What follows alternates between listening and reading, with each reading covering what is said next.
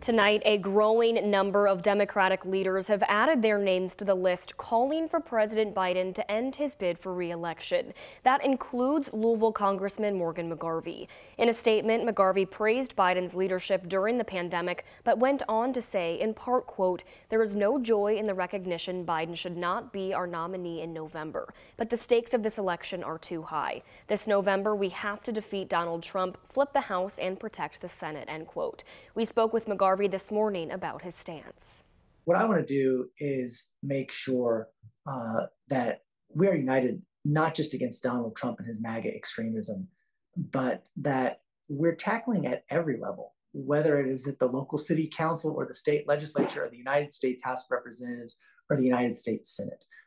We've got to make sure we beat that back. McGarvey emphasized that Democrats will be unified behind whoever becomes the nominee of the party. The cascade of defections from within Biden's own party has now impacted his strongest support base, unions. That backing has now begun to weaken, placing further pressure on the campaign. All of this while Biden is isolating in Delaware while recovering from COVID.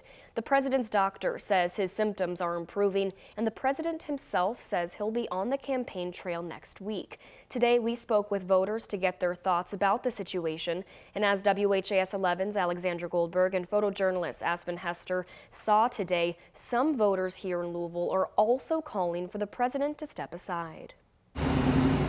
As some prominent Democratic leaders are calling for Joe Biden to pull out of the presidential election, the president holds fast.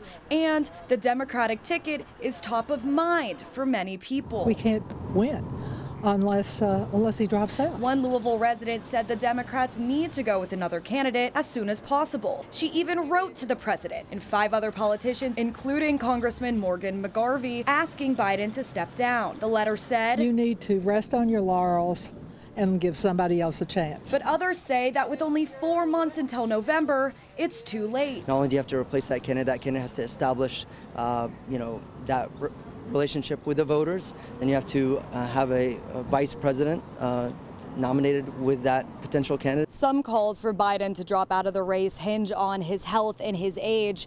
But for others, they say the economy is their #1 issue. My view is compare our economy as to when Trump was president and Biden. The numbers tell the story. As of now, there is no indication Biden will drop out. The Biden campaign has strongly said that the president is staying in the race. In New Lou, Alexandra Goldberg, WHAS 11 Night Team, on your side. And tonight on the Night Team, we're hearing more from Morgan McGarvey and voters. That's after the WNBA All-Star Game. A 48-year-old man has been found alive nearly 2 weeks after he went missing in Red River Gorge. In a post to social media, the Wolfe County Search and Rescue Team announced Scott Hearn was located just before 4 this afternoon. Hearn went missing on July 13th. His car was parked at Tower Rock. Since his disappearance, search and rescue crews have been conducting near daily searches for him. According to family, Hearn was at the gorge to look at waterfalls and had indicated several locations he would go to in his diary. Today, rescue teams found him in a remote location and began immediate efforts to evacuate him. The Post says Hearn is in need of medical attention, but he is alive.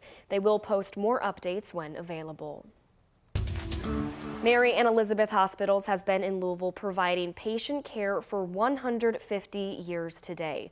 Generations of patients from across South Louisville were invited to celebrate today. The U of L Hospital was founded by the Sisters of Charity of Nazareth in 1874. The 298-bed hospital is continuing to expand its services with a birthing center set to open this May.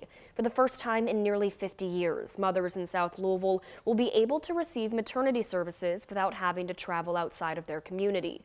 For Jeff Graves, who has been working at the hospital since 1998, he says patient care has always been top of mind for the hospital.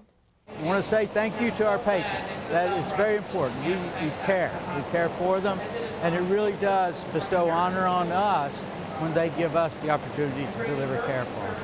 And it's a level of trust when someone says, "You have my health in your hands," and it's a debt of honor. I hope we live up to it every day. Louisville Mayor Craig Greenberg also issued a proclamation today, making today Mary and Elizabeth Hospital Day.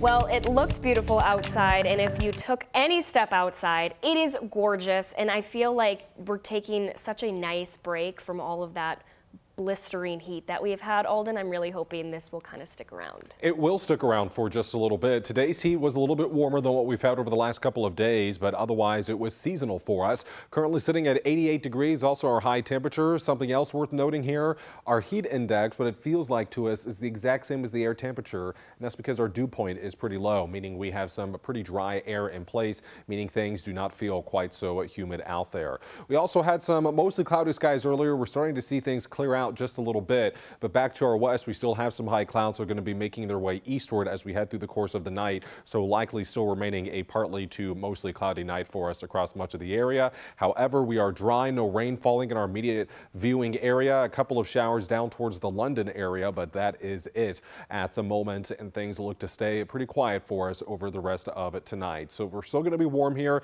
at the top of the hour at 7 o'clock, mostly cloudy by 10 p.m., and we're staying dry and partly cloudy throughout the course of the night tonight. Temperatures tomorrow morning are not going to be quite as cool as they have been in the middle to upper 60s for most locations. But ahead, I'm tracking increased rain chances over the next several days as we get ready for another potentially wet week ahead of us. I'll let you know how much rain we could see in the coming days. Thank you, Alden. The ripple effects of Friday's massive IT outages are still being felt around the world. Banks, 911 systems, and especially airlines were at a standstill. Air travel is still working to recover. Thousands of flights are canceled or delayed, and now they're scrambling to get passengers on planes. Cybersecurity firm CrowdStrike says they have identified the issue and deployed a fix, but the scope of the disruptions show how dependent society is on technology. I think what we do need to work towards as a goal is resilience, and we need to make sure we have backup systems in place, backup plans, so that if our primary systems don't work, we have something we can turn to. And taking a look right now at the Missouri map on FlightAware, more than 1,000 flights are delayed across the country and 183 have been canceled. Many of those are in Atlanta. Reports from some passengers flying through Atlanta say hundreds of passengers are on standby for various flights.